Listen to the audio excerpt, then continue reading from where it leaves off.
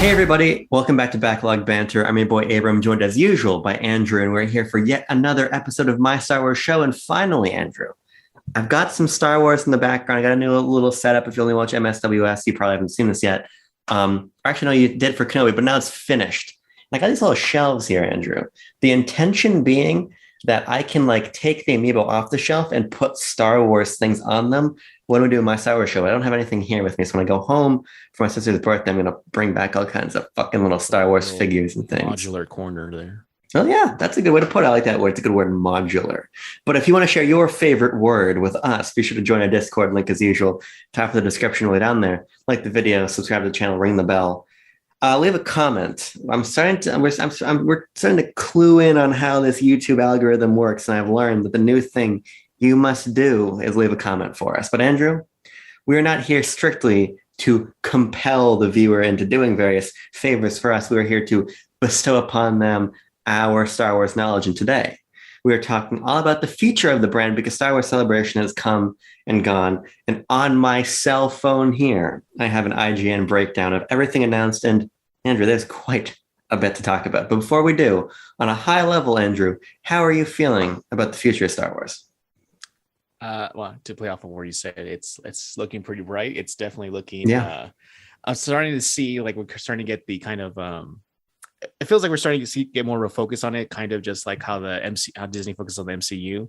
We're like, hey, this works so well for like Marvel. It's like, we should do more of this stuff with Disney, where it's just, I'm sorry, but more of the stuff with Star Wars, where we have all these different projects. And then like we kind of talked about it last time a little bit about how like, not everything appeals to me, but that doesn't mean that it doesn't appeal to somebody. And they're kind of reaching in trying to get every single demographic. And I think that's a very smart play for the long run. So I'm very excited on the game front, on the comic front, on the book front, on the movie front, on every front. I'm excited. Yeah, this is probably the most transmedia Star Wars has maybe ever been. Because now the storytelling, because usually, I think that Star Wars really became a transmedia franchise proper in terms of the storytelling around like Revenge of the Sith. That's about the time. If you want to get all the knowledge, if you want to understand everything leading up to Revenge of the Sith, you need to see the Tartakovsky Clone Wars series, and then moving forward in that gap after the movies, you needed to be reaching out to all these things to really understand the full Star Wars narrative. Whereas I think in the past, it was kind of the films driving everything. Maybe the Shadows of the Empire period, but the point is, it feels like right now, in not an absence of films, because we know, for instance, that Taika Waititi's Star Wars film is next, there kind of is a moment where there is no one pillar of Star Wars leading the rest. If you want to be involved in the universe, you got to go to Disney Plus. You got to go to the comic shop. You got to go to your PlayStation 5 and things like that. And I find that quite compelling. And it's going to be reflected in what we talk about here. So we're going to hop right into it, Andrew. And I'll leave a link to this article in the description of the video so people can check it out. But this is IGN's Star Wars Celebration 2022 Everything Announced article. Best one I could find, by the way. There's some superfluous stuff in here we're going to skip over, but for the most part, it's aces.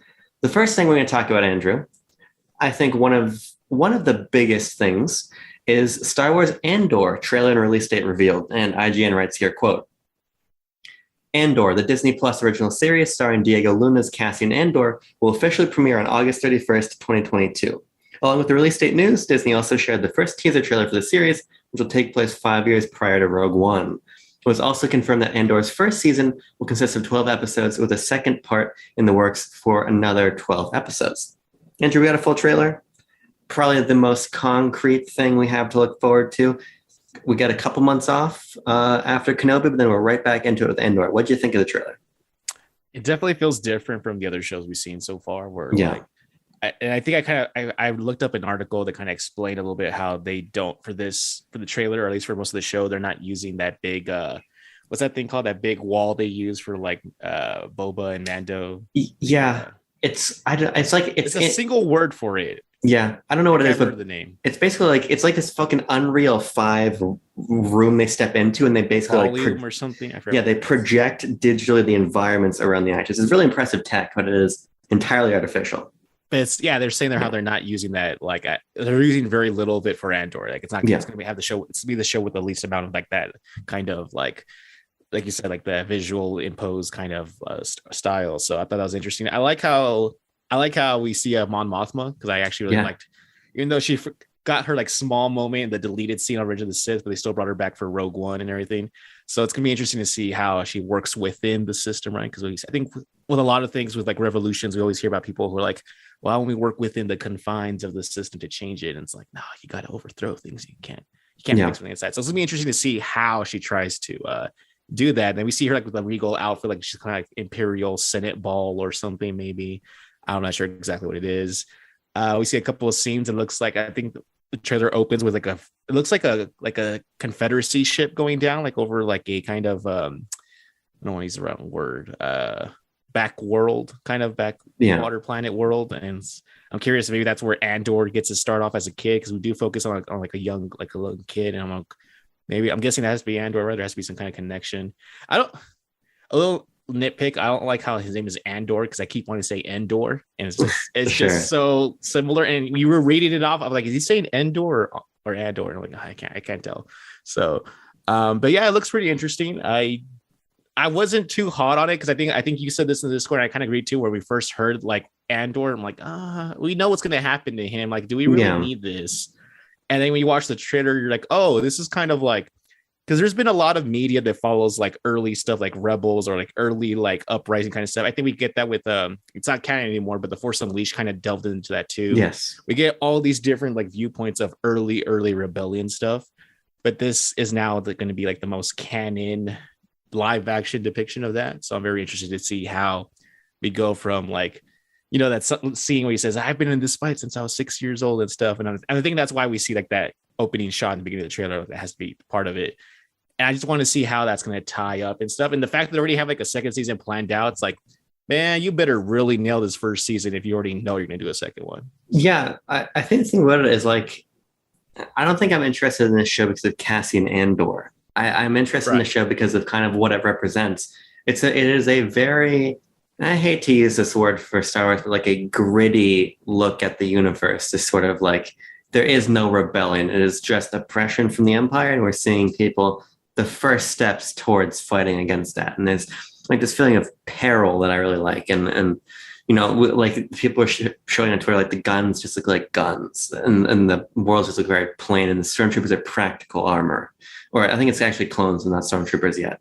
It's like so early on in this era that I find that to be really compelling, and I'm just excited to see what this show does in terms of contextualizing what that rebellion is that we meet in A New Hope. Because as you were saying in our Kenobi, you know, premiere discussion, that show recontextualized little things out of New Hope, and I think this show could do a similar thing in terms of recontextualizing kind of how we understand that rebellion when we meet it in the opening sequence of A New Hope. So I'm excited for that. I still am indifferent towards Andor being the leading force there. Like, Diego Luna is a good actor. I like his character enough in Rogue One, but I'll be curious to see what happens when it is just him leading us through, well, now 24 episodes of a show.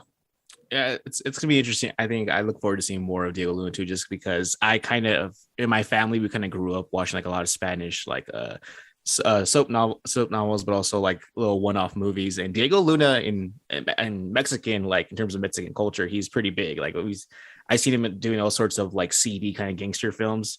And kind of just seeing like where he started to like where he is now with Star Wars is like such a weird like paradigm shift for him. Yeah. So it's really cool seeing him in like, as someone who kind of grew up with seeing his stuff, when I was younger, seeing him like in Star Wars media is really cool. So I just hope that I hope he has enough of I don't think gravitas is the right word, but I just hope he's able to, like, leading a show is different than, you know, being in a 2 hour or so movie when your co-star is what's her name, Felicity Jones. Yeah, to kind of help you with that burden. So I'm curious to see how well he's able to hoist it on his shoulders.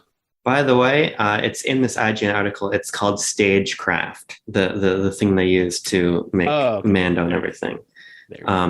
I saw that on my way scrolling down to the next thing, which is the fact that, quote, Star Wars Jedi Survivor was announced. First trailer in 2023, release date revealed. Nothing really in IGN's recap to write down there, because ultimately, not a whole lot to be gleaned from that trailer. It's basically just a cinematic, absolutely no gameplay. Honestly, no real indication of the narrative direction of the game or anything. aside from Cal Kestis is being hunted by some dudes, and he finds somebody in what I assume is a back to tank. Mm-hmm. I love Fallen Order. I think Fallen Order is an exceptional game. It's becoming in vogue to hate on the game, and if you're doing that, you're wrong. It's a great game. I saw that tweet. I'm quite excited, even though we basically have nothing to go off of.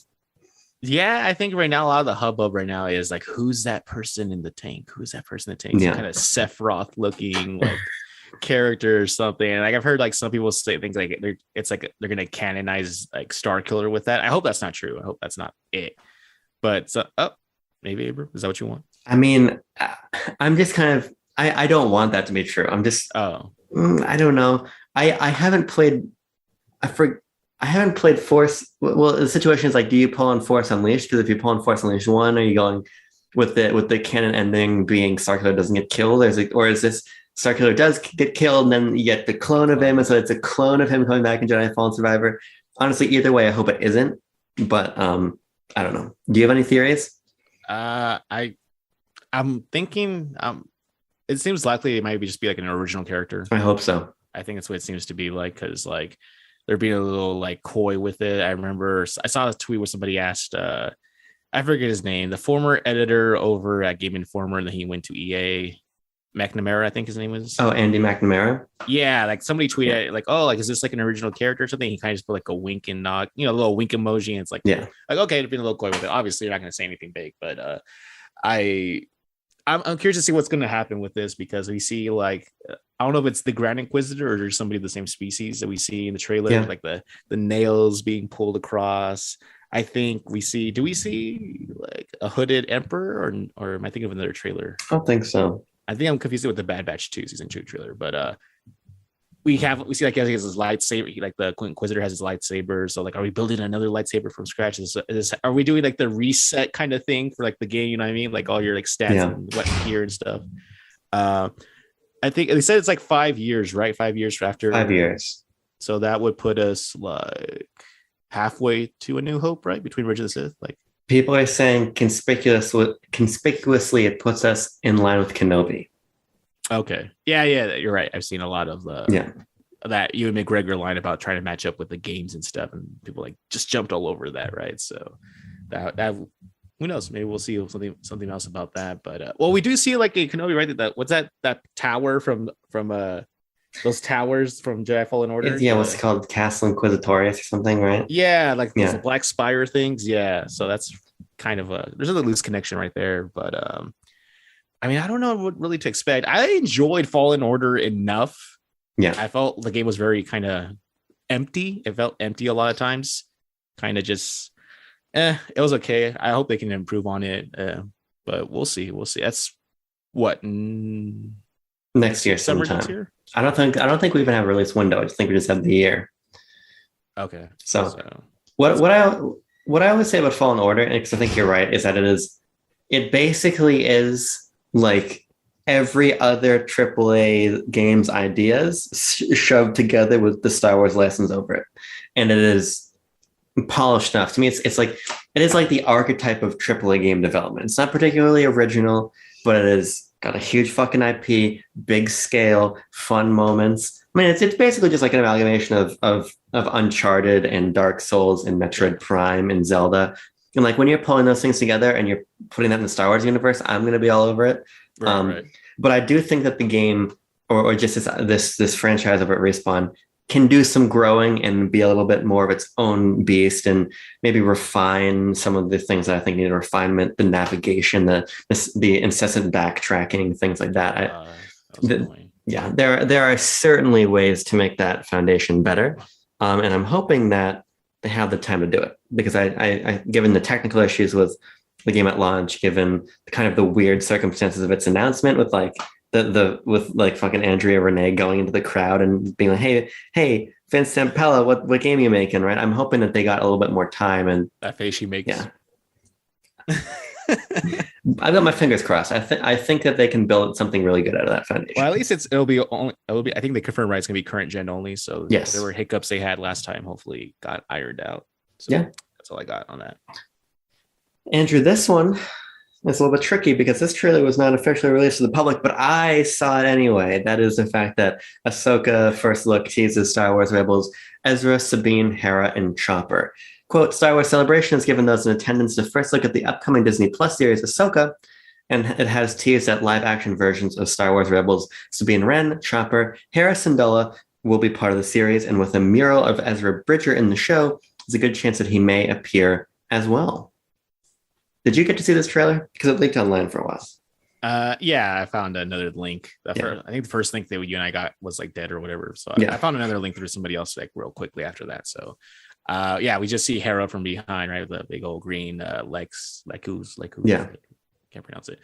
And I don't have that much reverence for a trailer because I haven't seen all of Rebels. Right. I'm actually gonna watch it pretty soon though. I just finished season 1 of Bad Batch, by the way. So a lot of people are just saying like this is basically just another season of Rebels, but live action. So it seems like it's just a continuation of that, right? We have presumably Grand Admiral Thrawn. Like I haven't seen Rebels, but I know enough of like the key like story points. So it's Grand Admiral Thrawn, Ezra Bridger, and you know what happens to I forget his name, but Kanan. Freddie Prinze Jr.'s character.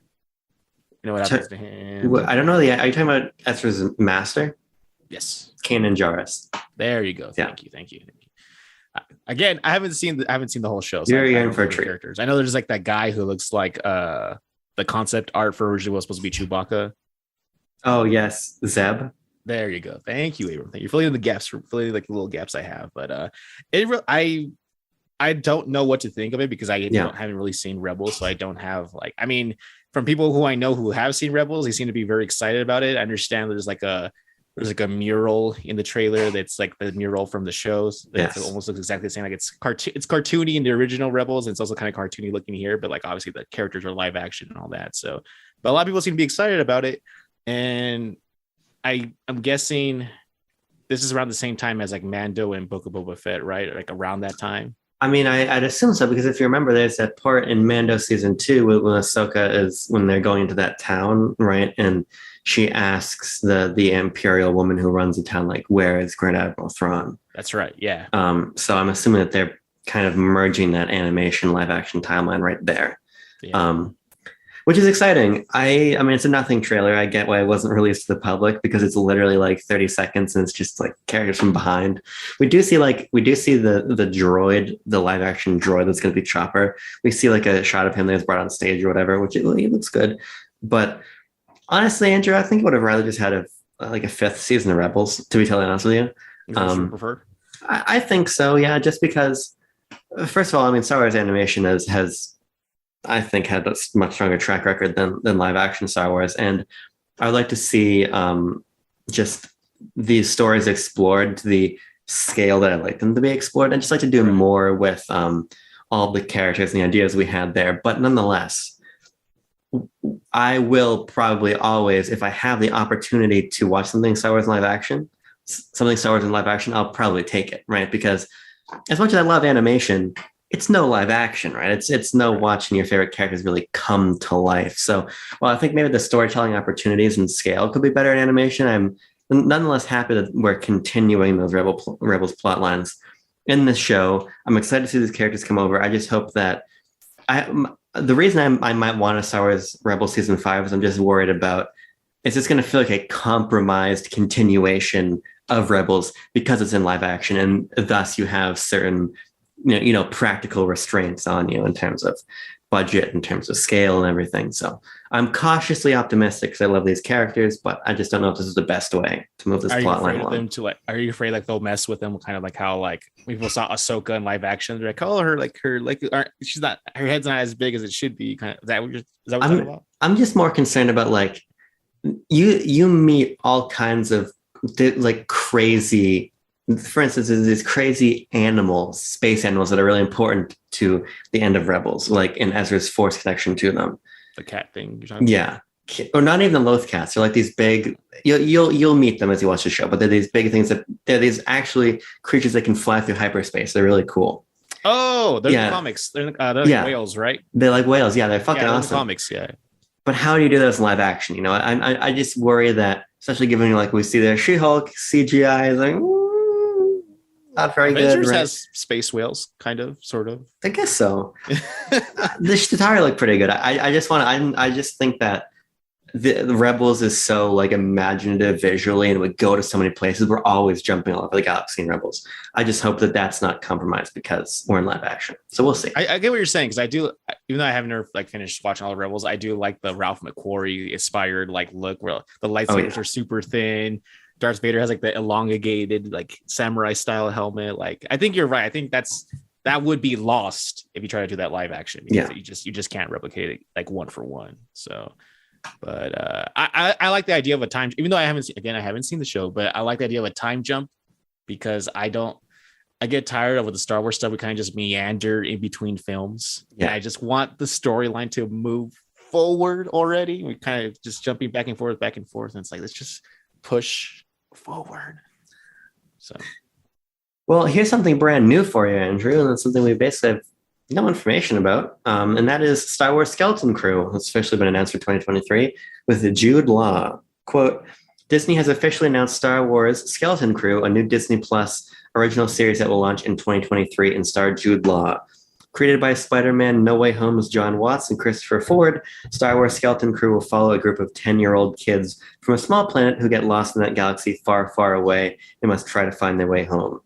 The story will take place after Return of the Jedi and will fit within the timeline of The Mandalorian and Ahsoka. Thoughts on Star Wars Goonies? Very well could be. Are you a big Jude Law fan? Because I honestly don't really. Either way, I don't really care about him that much. I like him in the Sherlock Holmes movies, and like he's not even that great in Captain Marvel, but Jude Law's always been one of those characters where I'm like, why are you still around? Yeah, what Jude Law. He's one of those names that I hear Jude Law and I'm like, oh, the actor Jude Law, but I don't know. I can't like place him, right? So I haven't seen Fantastic Beasts. I haven't seen the Sherlock Holmes movies. Honestly, he was bigger back like in the early 2000s, late 90s, I think. But he's one of those actors who's just kind of he's just there because he's just able to still get work somehow. Yeah, he's in Harry Potter 1, he's in Grand Budapest Hotel. I don't remember him being in either of those movies. I don't know. I'm indifferent towards them. I'm frankly indifferent towards this whole show because this one we really know nothing about. I like the idea of kids being the star of the show, but it not being a kids show. I think that's going to be compelling. But ultimately, what's that? Yeah, like what does that really mean? I don't know. So I'll be curious to see what it materializes as, but I love the idea that this isn't young Han going on an adventure or something, right? Yeah. It's just like kids bebopping and scatting around the universe. So we'll see what ends up being. Did you say scatting around like bebopping and scatting around, yeah. Like jazz kids or something. I like this because it kind of reminds me of like it's like an older trope for movies and stuff, but like the Homeward Bound, Five Goes West, like that kind of like kids trying having to get together and come together with an issue, like solve an issue. Like it's kind of an old tired kind of story archetype, but I don't think we've really gotten that in Star Wars where people are just like it's like Lost in Space kind of like. And I'm not referring to like the actual show Lost in Space. I mean like that's like the theme Lost in Space. I like the idea, kind of like Gravity, but probably less severe. Yeah, something like that.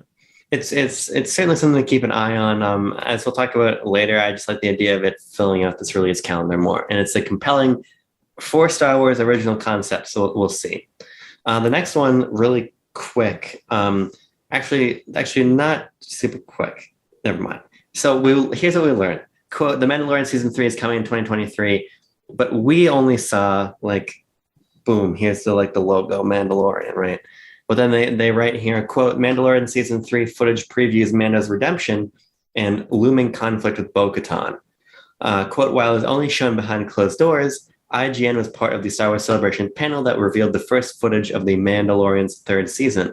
The footage is a sizzle reel of sorts and introduces us to characters we've already met, like Emily Swallow's Armorer, Carl Weathers' Grief Karga, Paul Sun Yoon's Lee's Captain Carson Teva, Amy Sedaris' Pelimoto, and more. However, the big focus was Katie Sackhoff's Bo-Katan, who looks to be on a collision course with Mando and Grogu.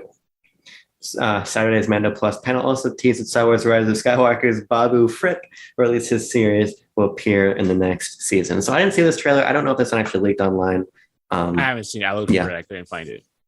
But I love Mandalorian. So I'm excited for Mandalorian season 3 in, what was that, February?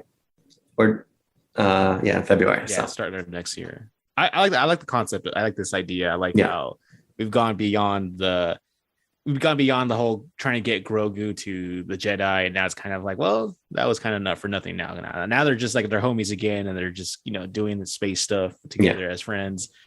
And I like whenever the story gets to focus on Mando culture, because I just find it so interesting. Aside from like Jedi and Sith, like I think Mandalorians are like that third kind of like unspoken kind of in terms of like background lore kind of stuff that I think most people are interested in. Like we know we're tired of the Jedi, tired of the Sith. Like give us a little more Mando stuff. I'm curious because like we have like the whole like I remember when he criticizes I forget the faction, but it's Katie Sackhoff's character's faction, which he has I don't remember the name either. They're not Death Watch, right? They're not Death Watch anymore. No, they're Mandalorian. Right, but he criticizes them for having their helmets off. They're like, "Oh, you're one of those crazies." Like, okay, you're one of those like that cult Mando. It's like, oh, that's so cool. Like the idea, like there's not just one way to be a Mando. There's like these other like sub like groups and stuff, and like we have like the armor, which is like the horns and the cool that dope fur. Like I just love seeing like the different characters. You got what's his name? Not Ken Feige. What's his name? John Favreau's character, who's like the big hulking guy with the Gatling gun and everything. Like I want to see more of that stuff. And the idea, I don't know if you read the whole thing, but it talks about like how they see shots of like there's like some kind of like fountain or waterfall. It's like in what they see that's important for like Mando culture. And we're going back to like when the planet gets bombed and stuff during Clone Wars, and like all that stuff going on just sounds really fascinating stuff. I want more Mando stuff. I'm glad that Ahsoka's cool, but let's keep her confined to her show for a while. And like, Luke is cool. We don't need Luke though anymore. I just get back to just Mandos being Mandos. So I'm curious to see how what's going to play out, because we have that. I'm assuming she's still kind of bitter about the whole, like the Darksaber has to be like one or whatever kind of thing. I'm assuming that's probably going to be part of the conflict going up forward. So, I'm curious. I want to see more Mandalorian stuff. Yeah, I believe I saw people on Twitter talking about, and there's like a shot of Bo-Katan sitting on the Mandalorian throne, and so I'm sure she's gonna have to reconcile with, it didn't win the Darksaber in combat and things and all that. So we'll see. I agree with you though. Fucking keep these cameo characters away from the series. Return to what made Mando season 1 so special. Just cool new characters, wacky aliens going on these serialized adventures, right? That's what I really want this show to be. And so as much as I love my boy Babu Frick, and as much as I'd love to click my like plush Babu Frick, so like talking thing, I don't have him with me. Hey. Yeah, droid memory go black, black, as he says. I hope it's just a species and not him, because just show me more weird aliens doing things. I think they did, right? They said it's like they see 3 of them, right? Yeah, so, which is cool. Yeah. Like when I think of one of my favorite Mando episodes is just like the little like the frog people, like when Mando's just shepherding the frog people and Grogu's like eating the babies, with her, with the eggs on her back, and then it was just like Grogu's just like popping those in like chocolate or something. Yeah. Like that was fun because it's just like, hey, here's like, there's like this weird frog lady you got to bring across the galaxy. That's the kind of Star Wars stuff I love. So I just want to see what Mandalore looks like, the actual assistant, because I remember last time we see it, I think is in Clone Wars, right? With that whole like riff with Darth Maul and all of them and stuff. Like I'm curious, what would that look like in the current, well, not current timeline, right? But like pre or post Return of the Jedi, what would that look like? You do see Mandalorian in Rebels, so keep an eye out when you get in those deeper seasons. As I always say, you have to get past the first half of season 1 of Rebels is not very good. But as soon as that flips, especially when you get to season 2, the show's fucking dynamite. But speaking of animation, Andrew, Star Wars The Bad Batch Season 2 trailer confirms a fall 2022 release date and a Wookiee Jedi. Quote, a brand new trailer for Star Wars The Bad Batch second season has confirmed a fall 2022 release window. The trailer and release window news were revealed, blah, blah, blah. I don't care. This is boring. Just talk to me about the trailer. We saw the trailer. I don't need IGN to just give me basic information about it. What'd you think? is your boy, is it Gungi? Gungi. There's a lot of people posting Star Wars fans can't beat the glup shitto allegations in this one. And I think it's fair. I mean, we do see Gungi, though. We see him like what, at least in 2 or 3 episodes in Clone Wars, I think. Andrew, on my life, I really don't know if I could tell you where Gungi is from. Is he from the part where Ahsoka gets kidnapped by the Trandoshans and she's being hunted by them? I think he has appearance there, but is also is that the same story arc where they're on the ship and there's is it David Tennant who voices that droid where like he teaches them, like he has like it's a traveling ship that's like also like a Jedi museum and he has like all these younglings and he's like teaching them about how to like craft their lightsabers and stuff. Do you remember that?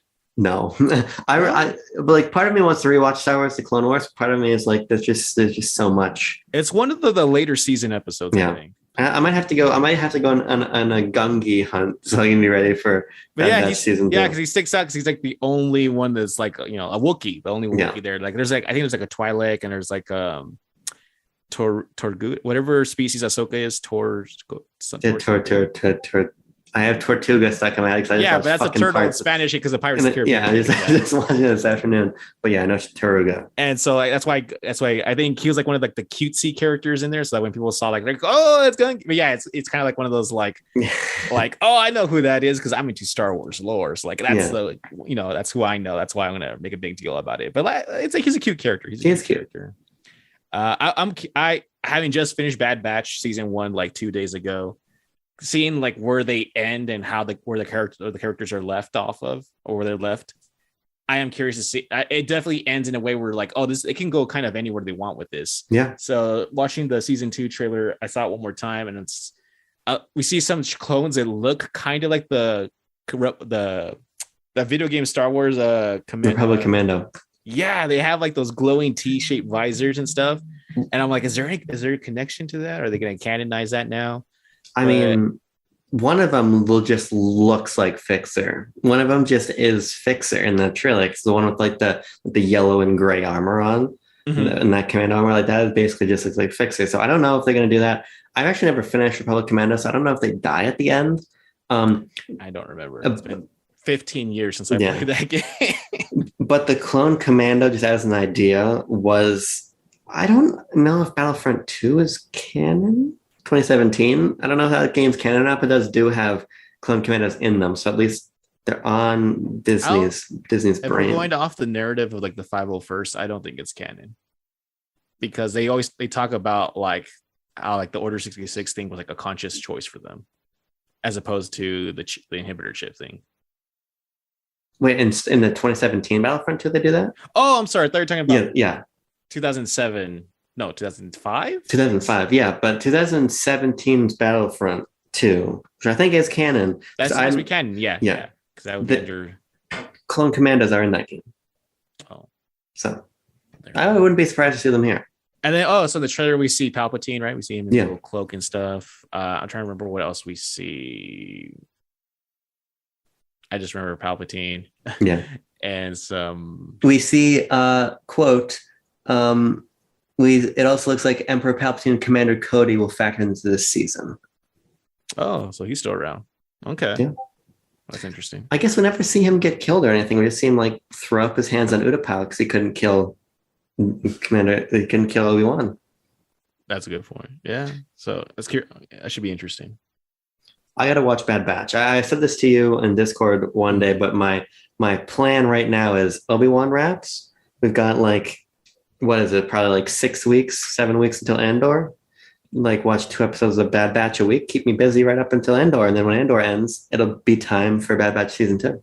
Yeah. I want to say more, but I don't want to spoil it for you. I don't want to spoil it for you, but where we leave off at the end of Bad Batch season 1, like they kind of start sprinkling like, not post-credit scenes, but they start kind of sprinkling like this is like we could go this way. Or we can go this way, we can go like this other way. So I'm curious to see which of the ideas I have are actually going to flesh out and be fruitful. So 1 sentence Bad Batch review, go. Competent. Sure. That's one word actually. That's fine. That's good enough. There were no subject or verb in that sentence, but that's fine. That's kind of the verb.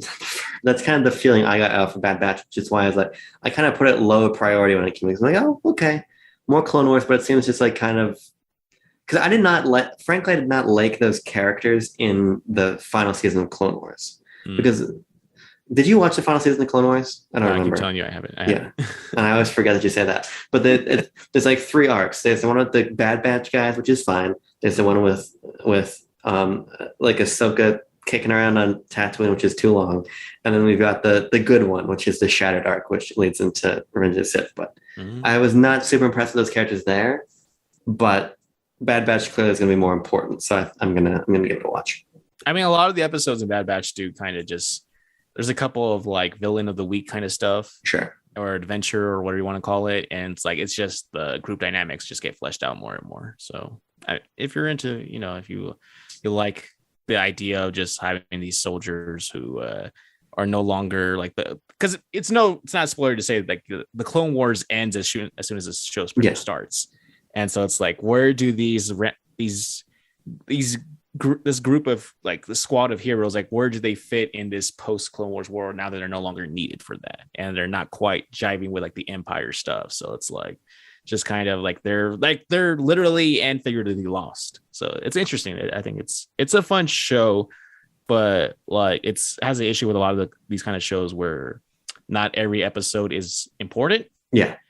But you still have to watch it because there may be 1 or 2 characters who you'll show up again later, and it's like, oh, you don't know who they are because you didn't watch that filler episode. Right. So, there you go. Another super brief one, Andrew, here. Star Wars Visions returns in spring 2023 with Volume 2. Nothing known beyond that, but let's fucking go. I'm very excited for Vision. I think this is probably the one I'm the most excited about. In terms of the animation front, this is the one I'm the most excited for just because I love Visions. I love the idea of like I mentioned earlier, I don't like how we kind of just meander storyline wise or just stay in between the movies. But with Visions, like it can, because you have no idea exactly usually where it's set in. It's just so freeing to kind of break from those constraints of like, oh, this doesn't have to tie into anything because it has nothing to do with those characters and like they're not even canon. So you have like so much freedom and like we talked about the duel.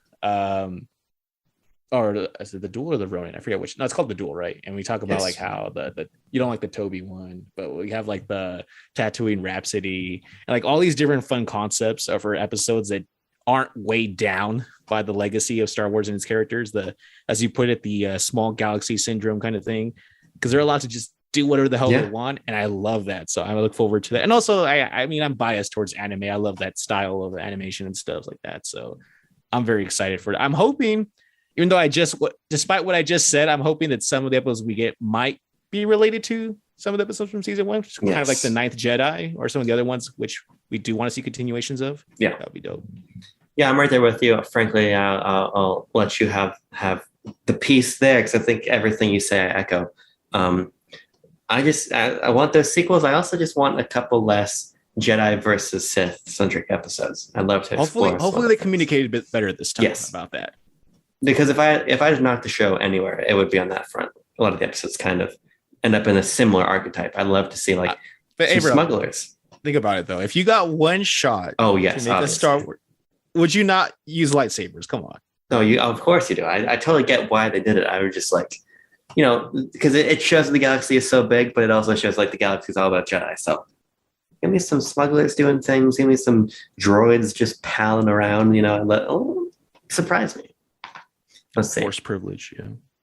How about one about all the fucking guys that Luke milks in The Last Jedi? There's a whole episode about them.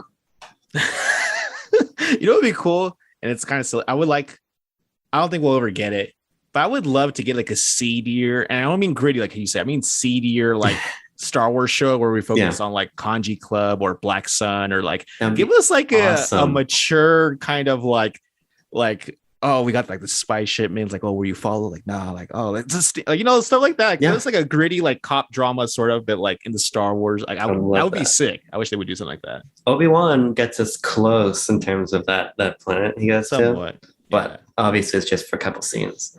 I'm gonna skip over some things too. This was my big announcement of the show, Andrew.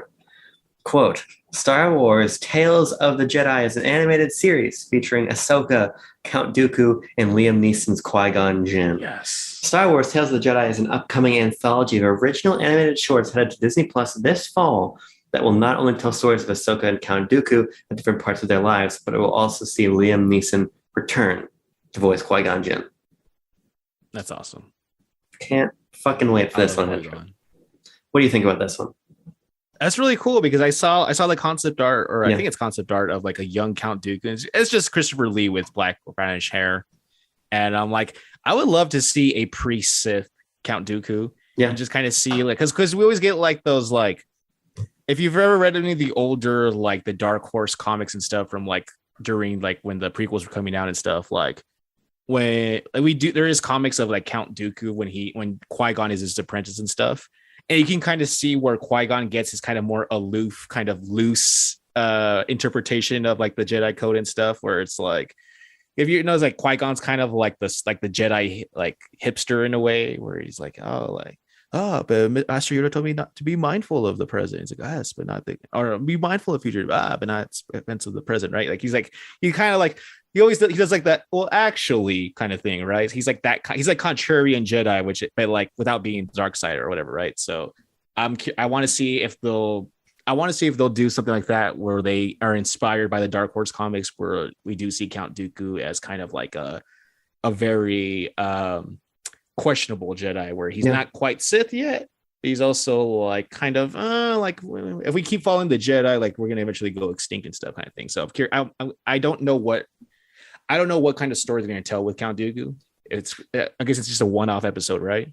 Yeah, we see. Well, so I saw the leaked trailer, and we do see him as a Jedi, and we see him with Mace Windu, and he obviously it's like fucking like not even 140p like cell phone footage shaken like this. So I couldn't quite tell, but he does something, and then he gets reprimanded by Mace. So clearly, we're going to be struggling. He's going to be struggling with his sort of turn, which I'm excited about.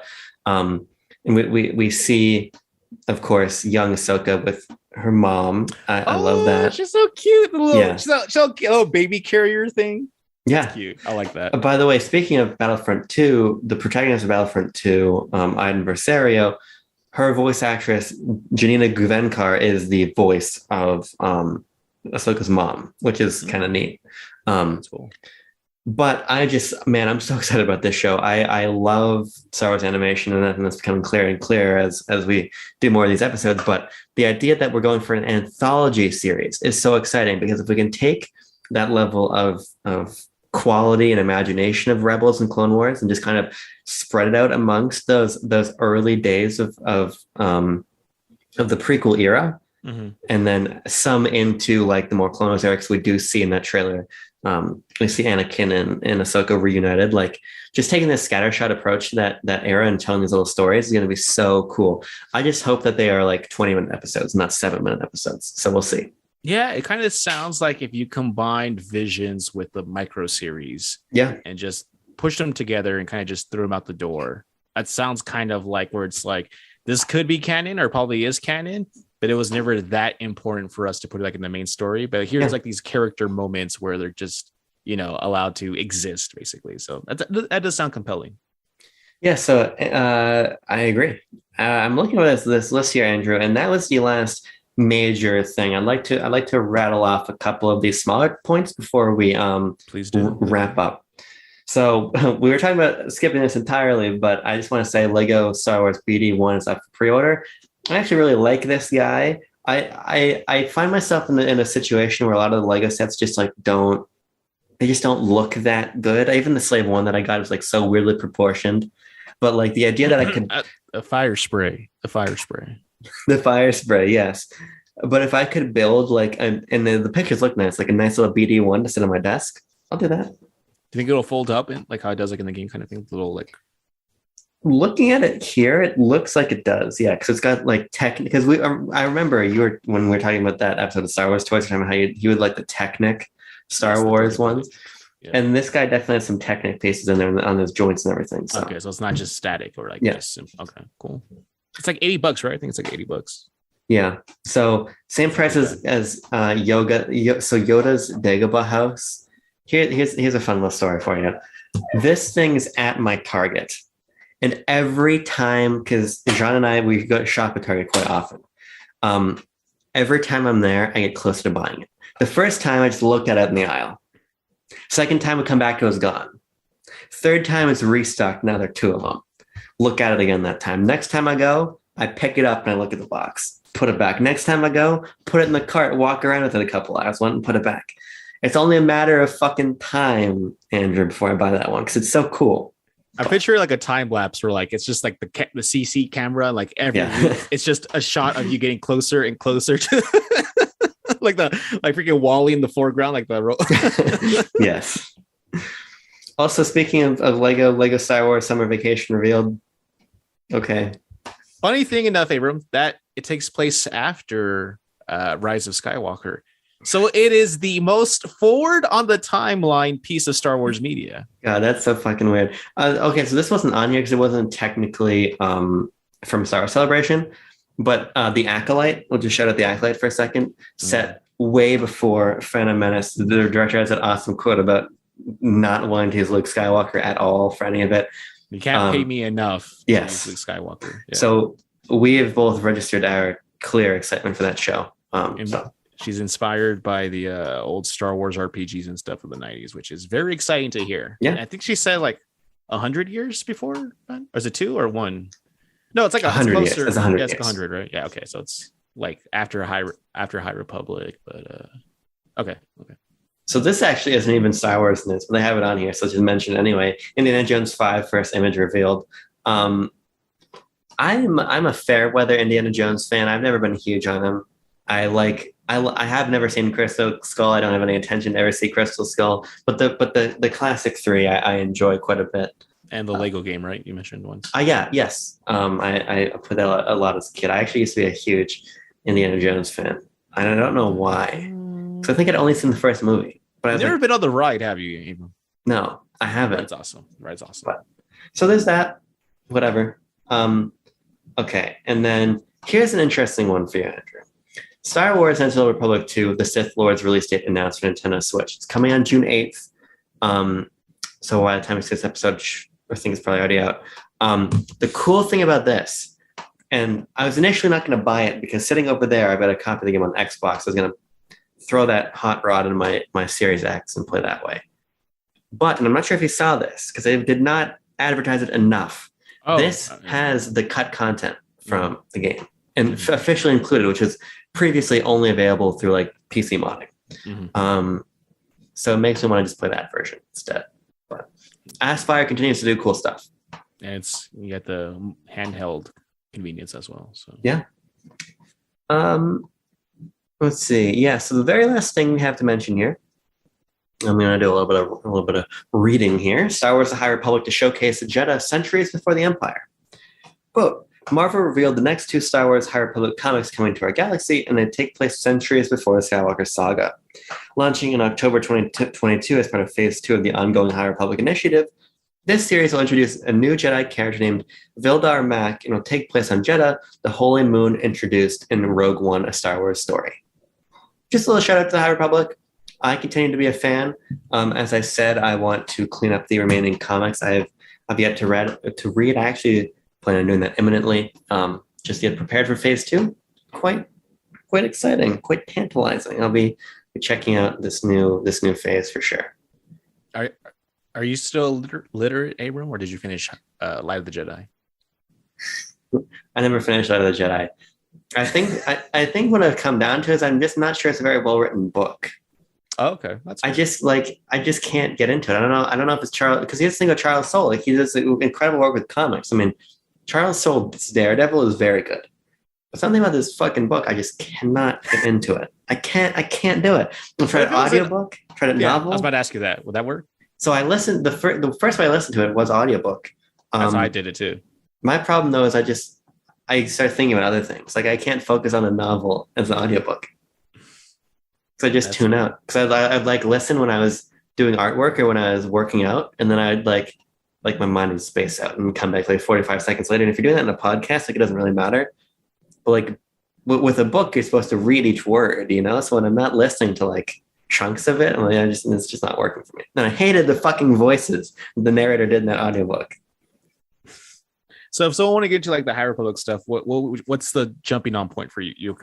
That you recommend? The comics, because there's like 9 million High Republic like comics that ran concurrently, but the main Star Wars: The High Republic #1, read through those arcs; those are awesome. And then there's two or three other concurrent High Republic ones that were running at the same time. But the main one, and they're good, but the main one is best. I'm a big fan of that one. So. Okay, so it's like the main one kind of just encompass the whole like the whole theme or the characters or like the main players and stuff. Yeah, and it interfaces with the books, like things that happen in the books affect the comics, vice versa. But there's like literally like 5 High Republic books. And I just don't think I can do it. I think I can only do the comics. Yeah, because each time I go to Barnes and Noble, like, because I have one like nearby where I live, and like I'll go to the Star Wars section, and the Star Wars section is like ever growing, which is really cool. But like I'll see like a bunch of the Thrawn books, a lot of Thrawn books, and then I'll see like another High Republic book and like another High Republic book, and it's like every time it's like with you with the multiple Yoda dwellings. It's like for me, it's more and more books and stuff. So like I'm like, oh man, like, there's like so many books. I'm like, oh man, now I got the point where like, I don't even know where to start because there's so many of them now. So I mean, you can just take the table of contents and the glossary. It tells you like, which one's coming in which order. But I'm just saying like, oh, like I was like, oh yeah, I'm gonna get into that. And now it's kind of gotten away from me. And it's like, oh man, like now I waited too long now. So I was curious, like, what's the perfect like entry point? So comics, good to know. Yeah. Good to know. But Andrew, that is everything. I am quite excited. My number one thing I'm excited about, not only about the individual content, because the content, as we talked about, is very cool. There's an amazing cadence here. It's not back to back. It's not like everything's right on top of each other, but it's consistent, and I enjoy that. We finish Kenobi at the time of recording in 3 weeks. We got 3, 4, 5, and 6 remaining. Mm-hmm. And then we take a couple weeks off. Miss Marvel happens, some other stuff happens, and we're right back into Andor. Andor finishes, and I presume we'll be back to back with Tales of the Jedi and Bad Batch. And then we have a little bit of a breather, then we're into Mando, then we're into Ahsoka, we're into Skeleton Crew and everything. So it's a great cadence. I'm quite excited. It's really cool. Just like, I mean, as a kid, I would have been so impressed or so amazed to be like, you mean I can just pay for one subscription and get all this stuff, like just the never ending like buffet of like Marvel and Star Wars just back to back. Like it's so cool. And like we kind of talked about this before with like other stuff, but like I think I try not to take it for granted that we have, like, because we complain about stuff, right? I mean, I've already seen people online complaining about like Kenobi, and like it's one thing to complain. I mean, it's one thing to criticize something like thoughtfully, right? Like we talked about, like like even Tucker agrees with me, like young Leia isn't like a little grating, right? A little grating, but like I will still take any of this stuff over nothing. And so like I just wanted to leave off with that, where we talk about it like there's a famous quote from this U.S. senator. I can't remember what it is, but he says something along the lines of how he loves America so much that that's why he insists on the right to criticize it. And that's kind of like, I think how I feel like that way about Star Wars, where like I criticize it and I get a lot of the stuff like, oh, it's not for me or it's not for me, but it's still there. And that's just so cool that it exists at all. Because if you would have told like 8-year-old, 9-year-old little Andy, like you would have like all these Star Wars like sequels and shows and all this stuff, I would have been like mouth agape and dumbfounded, like what? And like now it's here. And I think as you get older, you kind of just get more jaded and things just lose. They're not as amazing because you're exposed to it and like not desensitized, but what's the word I'm looking for? Not desensitized, but it's just like, oh, of course, it's a cash cow. Of course they're gonna keep doing this, right?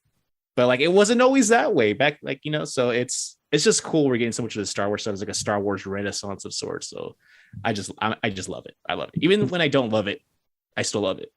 Yeah, I agree. And it finally feels like the Marvel model is working. Because one of the things that always drove me crazy, it's like I would fucking love to live in a world where we didn't get 3 Marvel movies a year with 3 Star Wars movies a year.